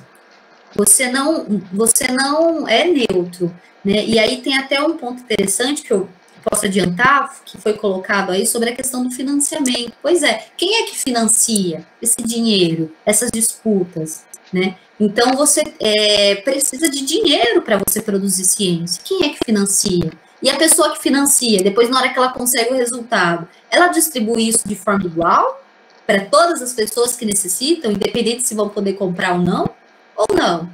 Ela produz só para quem vai comprar. Ela não está pensando só o bem-estar social, mas ela está pensando também o dinheiro, o lucro que ela vai ganhar daquilo. Então, percebam, essas coisas envolvem o campo científico também, essas discussões, né? Sem dúvida. Isso quer dizer, né, traduzindo, que o conhecimento científico ele também está ligado a status, está ligado a poder. Uma nação que tem domínio sobre a produção de conhecimento, ela tem domínio não somente pelo conhecimento, mas tem domínio em outras esferas sociais, ecológicas, econômicas. Então, o conhecimento por si só, a produção do conhecimento, ele leva a nação para um determinado rumo de avanço, ou caso não tenha acesso, ao retrocesso. Então, por isso que nós estamos aqui buscando com vocês a construção de adolescentes que sejam protagonistas e jovens que sejam protagonistas, que se entendam no mundo, que consigam se posicionar no mundo de forma científica, utilizando do método científico, utilizando do conhecimento para poder se posicionar. Esse é o nosso objetivo aqui com vocês hoje. Ótimo. E aí, assim, acho que um pouco para para mostrar, eu trouxe 3 exemplos, acho que estava tentando contemplar um pouco os objetivos, né, de tecnologia feita bem nesse contexto de enfrentamento da pandemia. Então, esse tecido aí, né, essa fotinha que vocês estão vendo, são de tecido, se chama tecido antiviral. Ele foi feito aqui na Universidade Federal de São Carlos, né, ele ficou até bastante famosinho, parece que saiu até no Fantástico e tal, né. E o pessoal da universidade aqui que fez, é um tecido que ele tem uma capacidade, ele tem nanopartículas de prata e sílica, né, que eles são capazes de eliminar, por exemplo, bactérias, eles já sabiam, né, que eliminava bactéria e que eliminava fungos, mas eles fizeram isso também para eliminação de vírus, né, no caso do corona, do SARS-CoV-2, e isso deu 99,9%, né, ou seja, quase 100% desse bate, né? Então, esse tecido aí, com 5 minutos, esse vírus estaria em contato com esse tecido, ele acaba ficando inativo.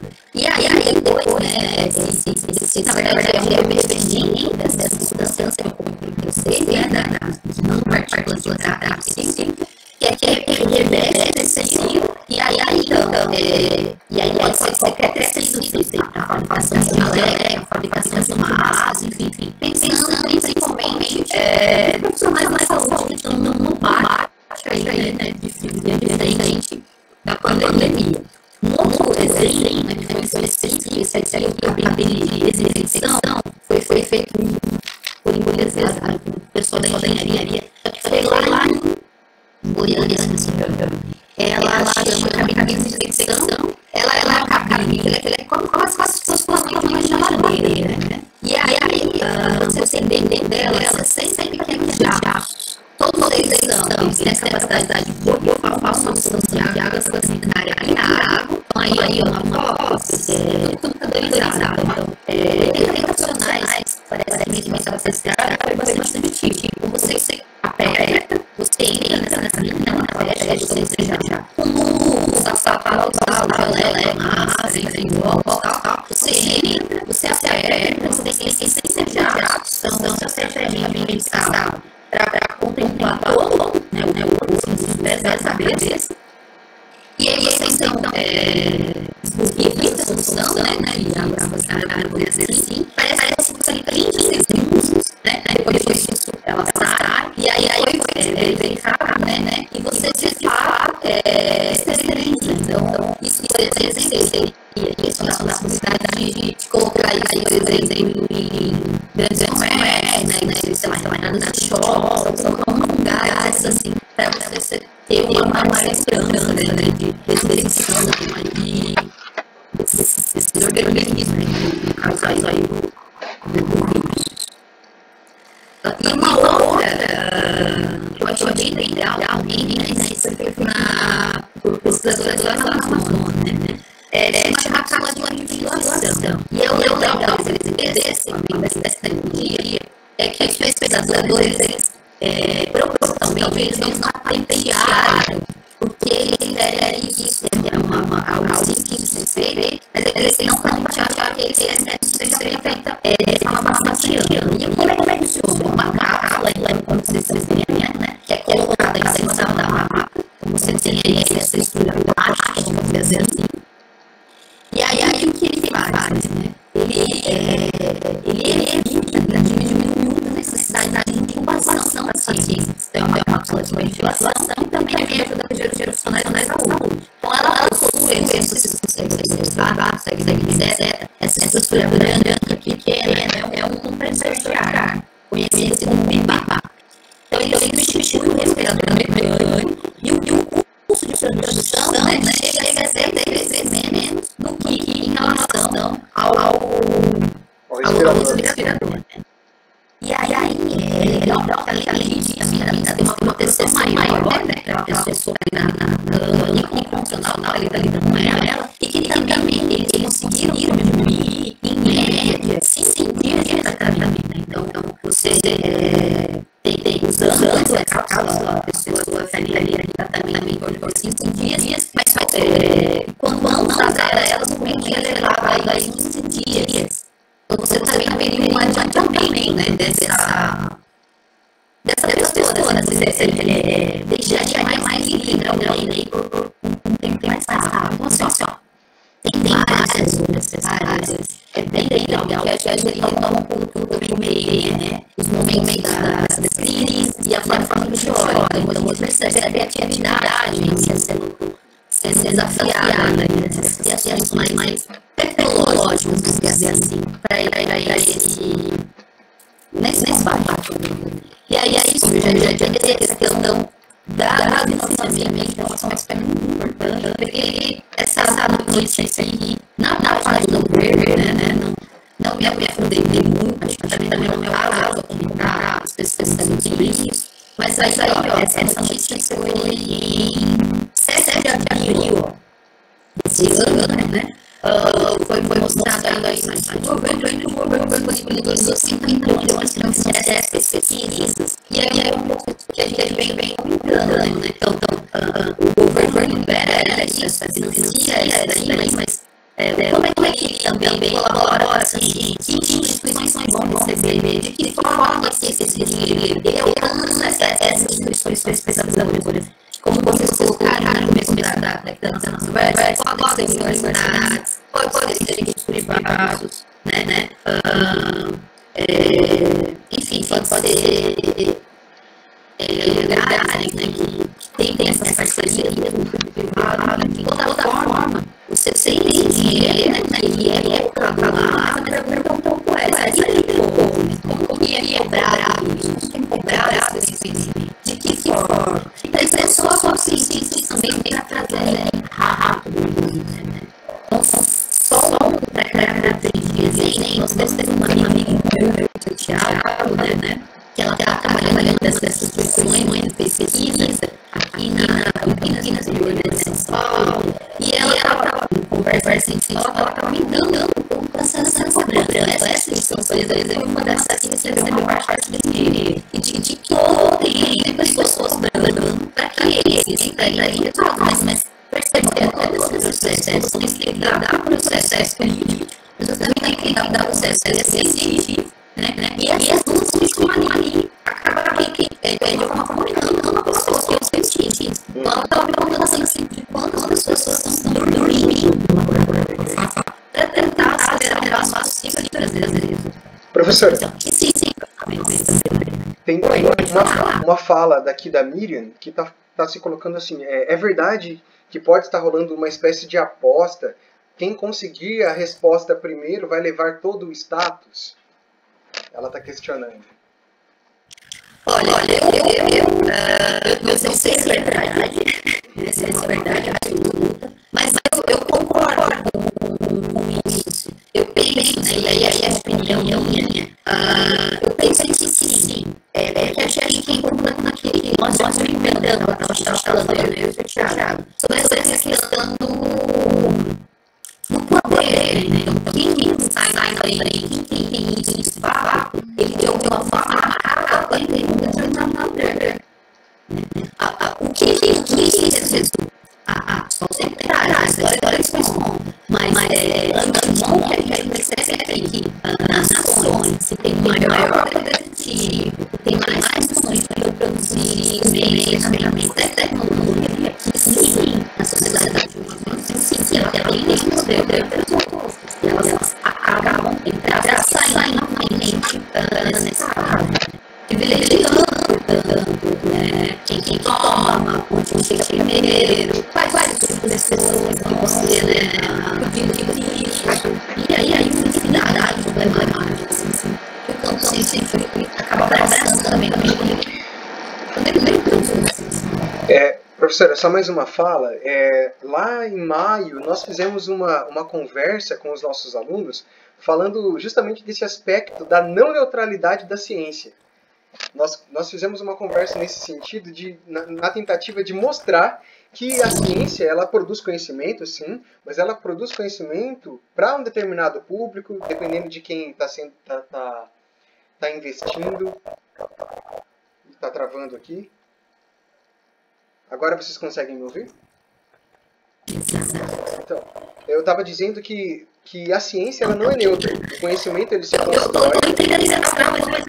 Ótimo. O conhecimento ele se constrói, mas ele se constrói de uma forma intencional. Então é importante dizer que a ciência não é neutra. Exato.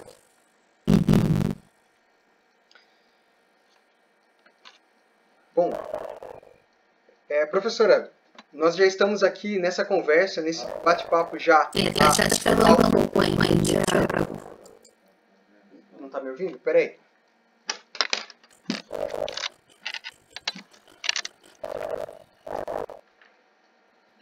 Ô Gil, pode seguir. Não sei.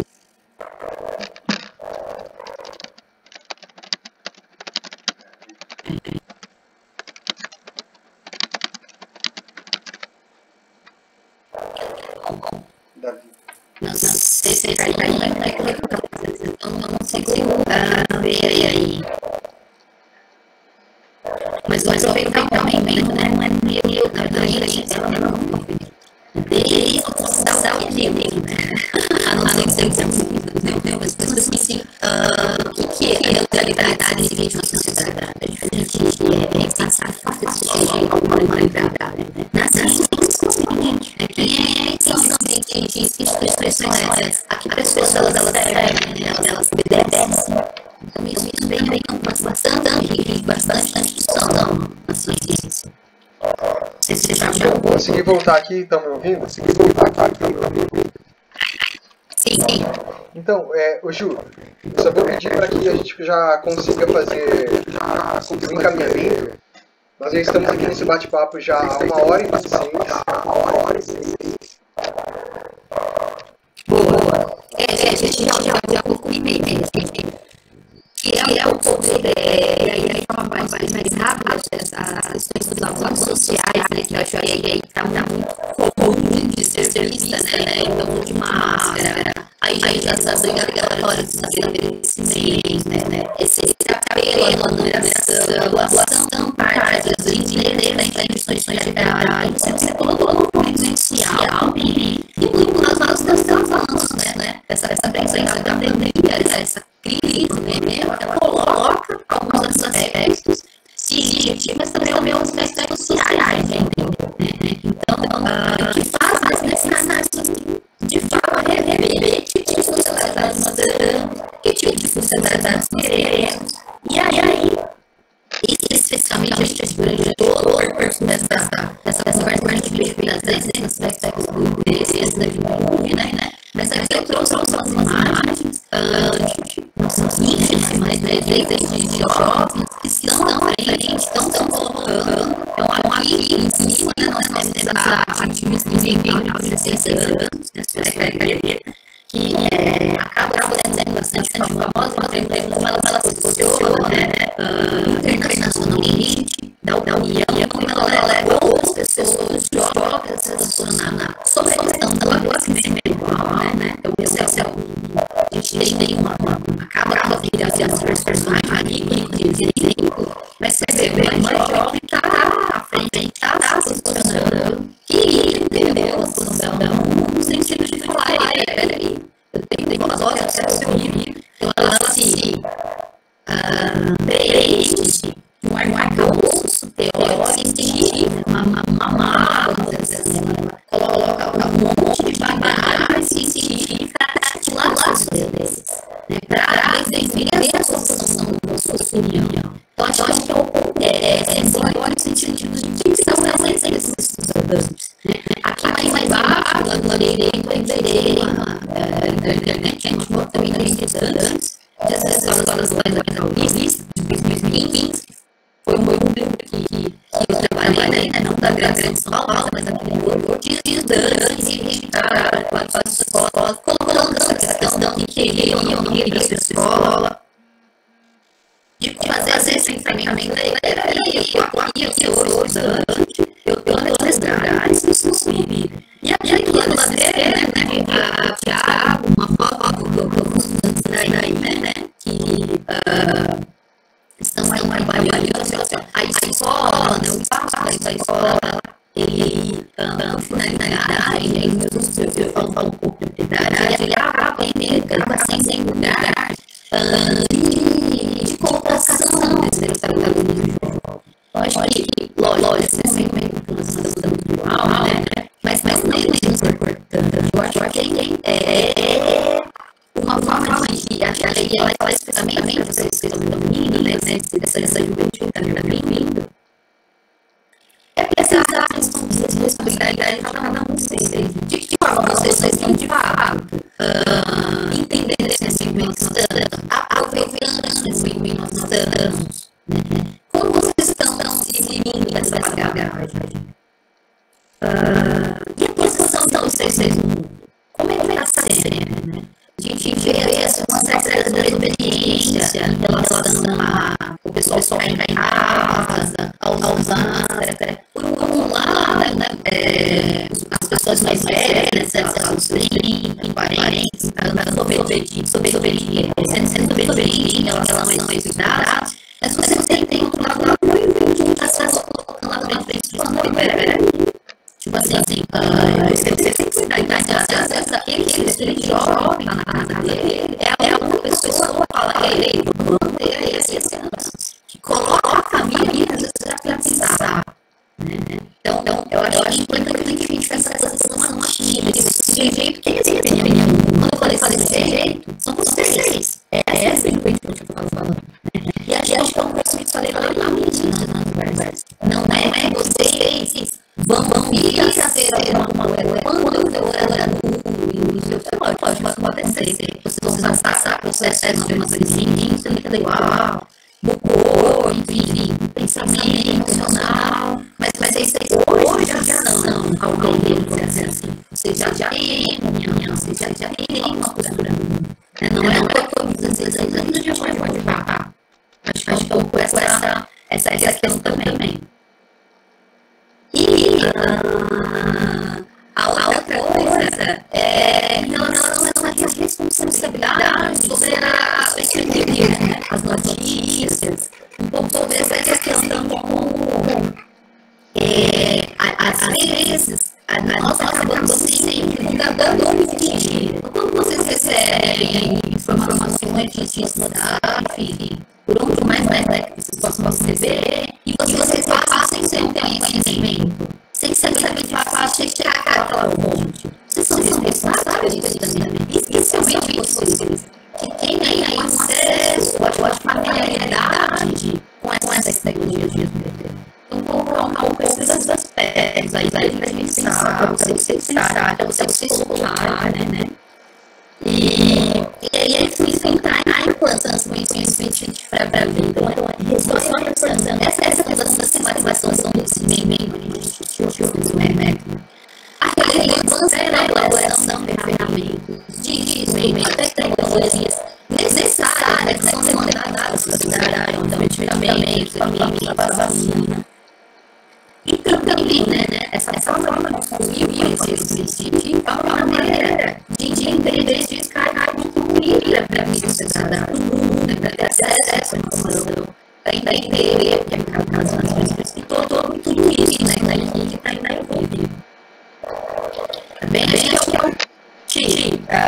vocês mais uma pergunta, professores, era isso, eu tenho algumas referências aqui que eu poderia, né, se eu tenho uma informação, mas mais para depois passar um pouco. E aí, se tem bem referência, se não há alguns estudantes de verbo específica, né, para receber e tal, Ju, tem um debate acontecendo agora no chat. Se você quiser parar a sua apresentação e acompanhar a nossa discussão aqui, eu acho que seria legal lá no final.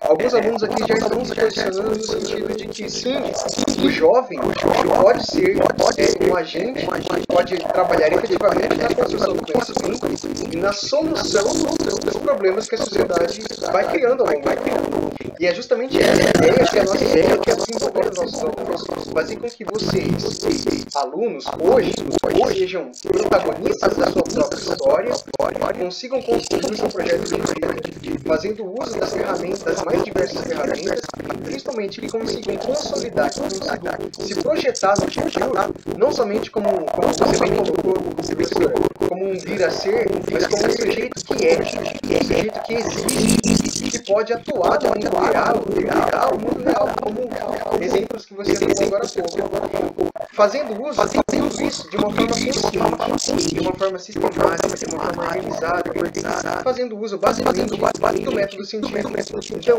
nós vamos falar sobre conhecimento nesse nosso projeto, vamos falar do método científico, mas como um instrumento para que você possa atuar em sociedade, para que você possa existir, para que você possa ser ouvido, para que você tenha voz de uma forma consciente, de uma forma organizada, sistemática. É isso que o pensamento científico ele vai colaborar para a formação de vocês como vocês. E esse é o nosso objetivo como professores de ciência na ciência e matemática. Aqui existe uma conversa entre estudantes aqui, alguns estudantes, alguns alunos estão envergonhando o país. Existe muito esse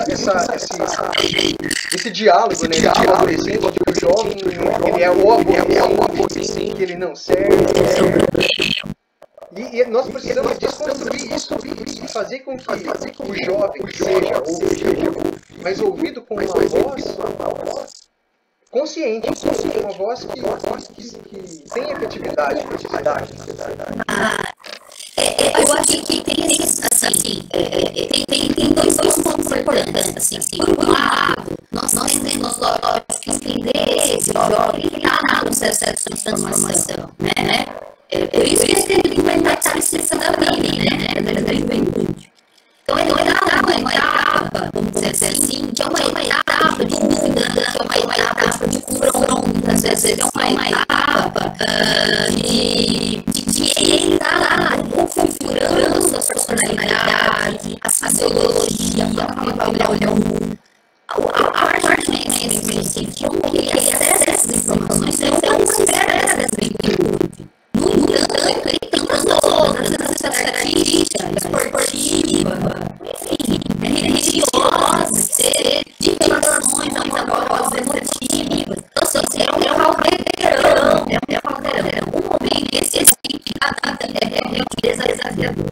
Mas não é que essa etapa que você tem que enfrentar esse sujeito. Então, sim, você entende que são mais velhos, são também aí, né, problemáticos, mas são exigíveis. Não é porque ele se encontra nessa visão que ele tem uma formação. E eu acho que aí eu coloco como essa pessoa nesse trabalho independente, né? Esse jovem, ele tem mil aspas, tá? Mas problemático que ele pareça ser, ele está no mundo, ele tem a sua ação no sujeito. Se ele não está nem aí, ele quer saber de nada. Não sou eu de fora, vim lá e forçar ele a fazer alguma coisa. Mas eu, como educadora, eu tenho, além do papel, mas ligação de dar uma oportunidade, uma opção para que ele enxergue outras formas de ele viver no mundo. No meu caso, eu sei, a minha missão é fazer isso no campo científico. Tem gente que faz isso no campo hoje, por aí vai. Agora, eu não posso generalizar. Eu não posso generalizar todo adolescente. Isso como assim, muito vazia sem entender que eles vivem. Então, acho que assim, desrespeitosa de entender isso. E aí a gente tem um recomendador, ele está nesse processo de sensibilizar esse aspecto, que é desafiador. Uma coisa esse aspecto. Esse é o desafio deles. Eles têm aspecto específico, esse desafio, mas vamos eles, né? Vamos junto. Não contra. Acho que o potencial de aprendizagem com esses jovens, sim, eu não me canso. A forma que eles olham, né? Às vezes, pique de entender as coisas, o ânimo, a euforia, revitaliza o computador, revitaliza as coisas. gente. Acho importante. Ótimo. E é justamente essa a nossa ideia. A nossa ideia é de formar pessoas que consigam ser atuantes, que sejam conscientes e que a escola está aqui para isso. Nós, professores, nós estamos aqui para ajudá-los no desenvolvimento. E como eu já disse, não somente através do método científico, não através do conhecimento científico, mas das várias possibilidades que existem, como da religiosa, da científica, da artística, das linguagens. Então, nós estamos aqui para mostrar as possibilidades para vocês, que vocês consigam compreender da melhor forma possível. Ju, antes de mais nada, eu gostaria muito de agradecer a sua participação, a sua fala. Foi uma conversa muito bacana. Eu gostaria muito, mas muito mesmo, de agradecer a participação de cada um dos alunos. Nós estamos aqui conversando sobre isso para vocês. Então, é muito importante que vocês se posicionem, é muito importante que vocês participem ativamente desse processo de construção do conhecimento que nós vamos fazer juntos. Nós não estamos aqui, professores, na tentativa de jogar conhecimento para vocês, e sim na tentativa de construir um conjunto. Esse é o nosso projeto.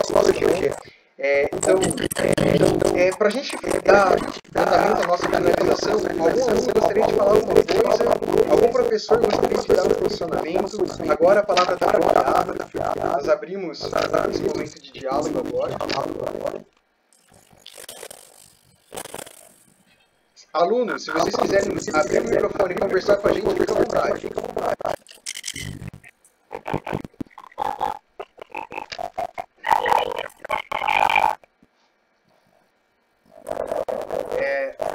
Alguns alunos agradecendo, obrigado Bruno, obrigado alunos por participarem, então muito obrigado mesmo, foi uma conversa muito legal. Nós estamos tentando aqui mostrar um pouquinho sobre como a ciência e como vocês, adolescentes, podem contribuir na formação, na elaboração de uma sociedade um pouco diferente, através do conhecimento.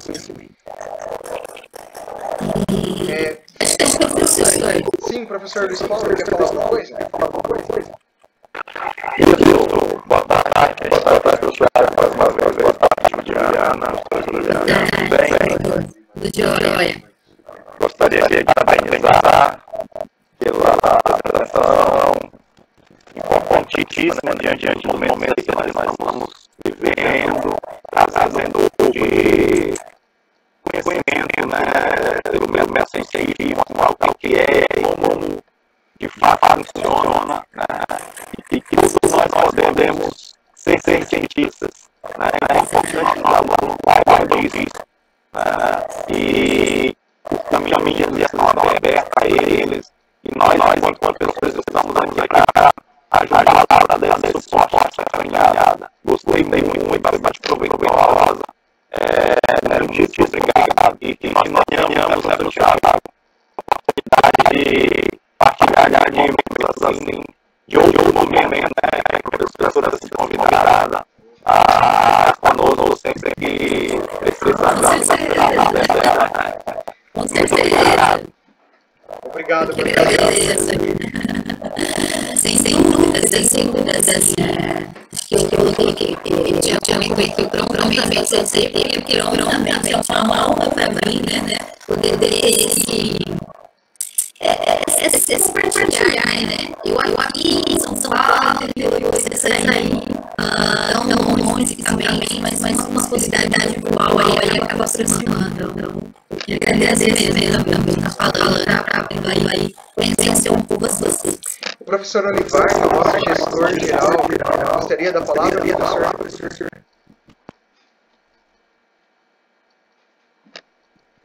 Boa tarde, sou o Thiago, todo mundo, boa tarde a todos vocês.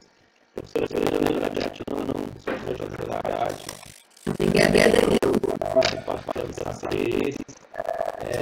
Eu sempre sei que já peguei bem nossa fala, no lamento que eu não tinha de hoje ainda, eu não vou deixar a gente ir e acompanhar, que a atividade foi feita antes mesmo da professora Thiago, mais pessoas.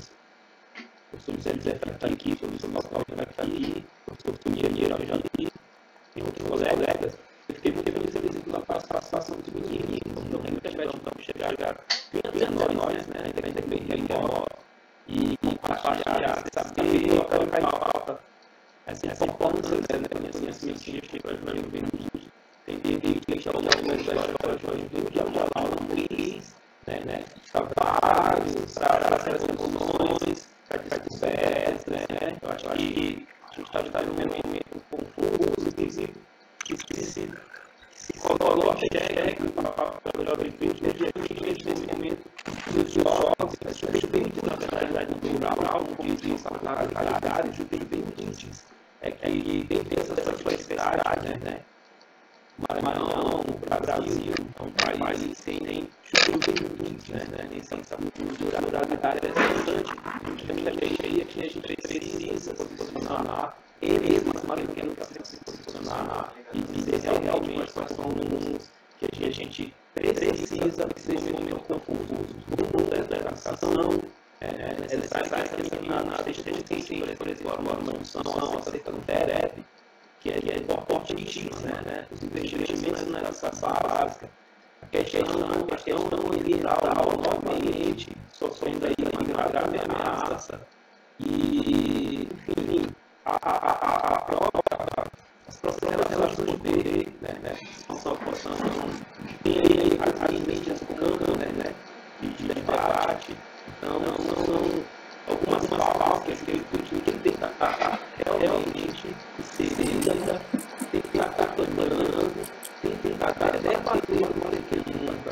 Ela é legal o momento para a história, ela é legal o momento para ela é legal o momento para você trabalhar a gente está tratando, mas mais do que nunca é necessário favorecer espaços de diálogo, né? A minha época não tão distante, né? Nós tínhamos os de jovens da igreja que foram fundamentais, era uma coisa bacana, os direitos escolares, tem os shows da escola, ou mesmo quando a gente se reunia para né? O lançamento da religião, o dinheiro, e ali aquela resenha, a gente ficava no debate, aflorava as ideias, várias coisas falando aí de um contexto histórico hoje, eles têm outras possibilidades. É preciso mais do que começar a garantir essa academia, esquecer o poder em mãos e não deixar lá para que eles querem usar para a juventude um pouco já não, e que no momento certo, né, de realmente trabalhar em prol deles, de justamente consolidar essa atividade da ação. É somente isso que eu levo para a galera ficar atento, valorizar as ciências, as ciências biológicas, as áreas, a sociologia, a história, enfim. Esse é o caminho. Obrigado, professor. Já agora, novamente, com a sua coleção que aqui presente, todos os parabéns e mais ainda os nossos alunos. Obrigado, gente. Nós que agradecemos, professor. Obrigado pelas palavras. É muito importante para os alunos. Obrigado. Eu gostaria de falar. Eu vou finalizando também, né? Quero agradecer imensamente por cuidar da retomada, o tempo que trabalhamos juntos, né? Nossa, que saudade. Sempre amando com saudade. Acho que são parcerias aí que a gente constrói no BCC da vida da graduação e que espero perpetuar aí muitos anos, né? Mais. Então, nós... Desculpa, pode falar. E assim, os professores aí, pacientes, os estudantes também, né, de aprender e lidar com os momentos, né, tudo aí, pelo virtual, né, essas educações pelo né, acho que é fundamental, não perder de vista esse potencial revolucionário, os jovens, que a gente tem interesse no tal rural, mais ainda, tem, porque sim, eles são o motor, né? A grande chama, assim, de modificação daquilo que tá bom. Acho que não tem perder isso de vista, com certeza é o que revitaliza, né, esses estudos. E é isso, obrigado pela atenção, espero que tenha falado muito, deixar falando. Nós que agradecemos, obrigado a todos os professores, obrigado, principalmente, obrigado por ficaram até o fim. Nós temos ainda uma programação para seguir, e ao longo da semana nós vamos ficando melhor como está essa programação. Então, agradecer mais uma vez a todos vocês, e é isso, pessoal, muito obrigado, obrigado a conversa com você no off. Tchau, pessoal, muito obrigado. Tchau.